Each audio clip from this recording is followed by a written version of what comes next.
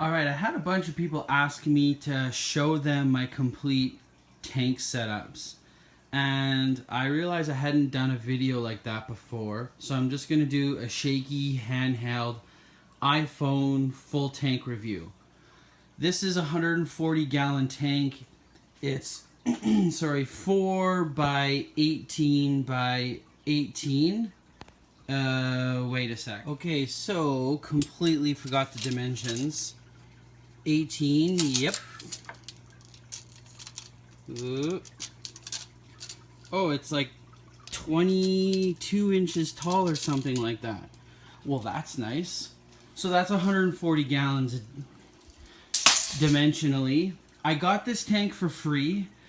I did videos on it. If you want to see those, I'll put a card up right now.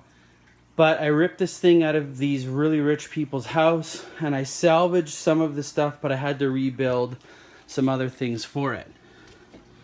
Under here, I have my much loved FX6 for filtration.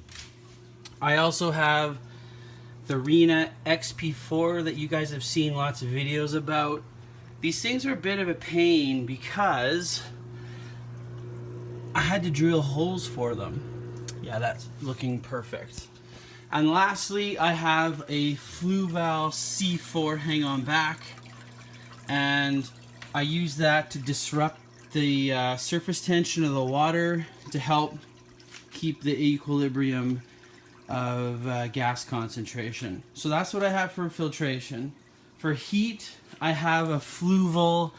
I can never remember what series number that is, but it's their digital one and I love it. It's great. I actually like being able to read the temperature there, 80.5.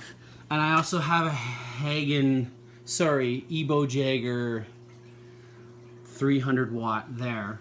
I always have two heaters as a redundancy because if one dies, I live in Canada so it can get cold quick. And then I have a 9 watt UV sterilizer right there. And then to sweep my substrate every now and then, I have this really big power head that's running actually right now.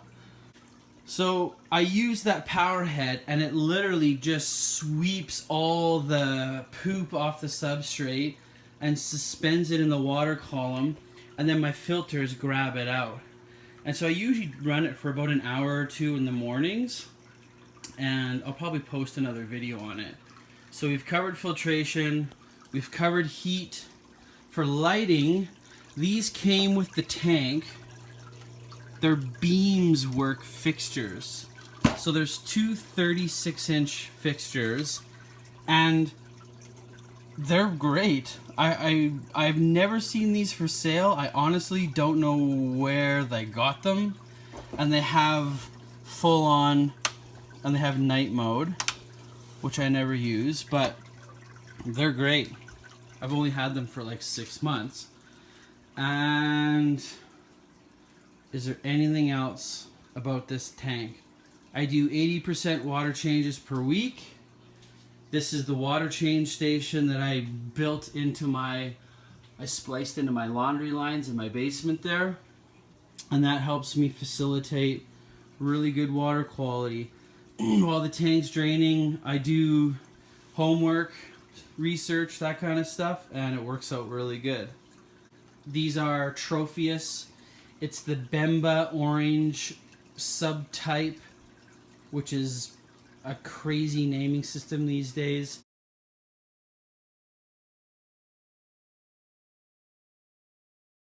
I don't know how many I have in here.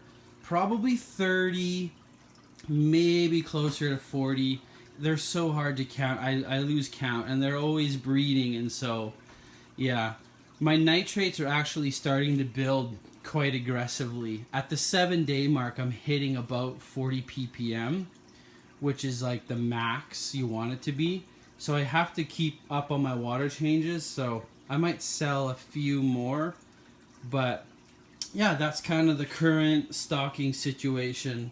The rocks are from a quarry near my house in Canmore, Alberta.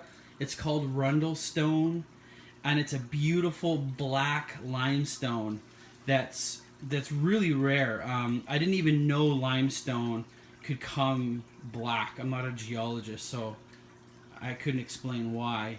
But I think the reason why the algae grows so well is because this rock is from a local location, and so the algae spores that are in my air that invariably inhabit my tanks, they grow naturally on this rock in my local rivers. So I think because there's a match, it grows really well. That's a theory I have. I have no way of proving it. But I think that's why the algae grows really well on the rocks and not on my glass, is because they are residents together just outside of my local rivers and in the mountains. One more quick thing on this video before I end it. I'm shooting this one in 1080p 60 frames per second, which is smoother but not as high resolution as 4K. And I'm curious to know if you guys even have a preference if I shoot at 1080 60 or in 4K at 30 frames per second. I'm going to pop a poll up here in the top right hand corner of your screen. If you care, take the poll and let me know, and I'll film in either or. It doesn't matter to me, but sometimes with the movement of the fish and stuff, 60 frames per second can be better. Let me know in the poll. I'd appreciate it. Thank you. So hope you enjoyed that tank review. That's how I do it. If you have any questions, leave them in the comments. I'd love to answer them.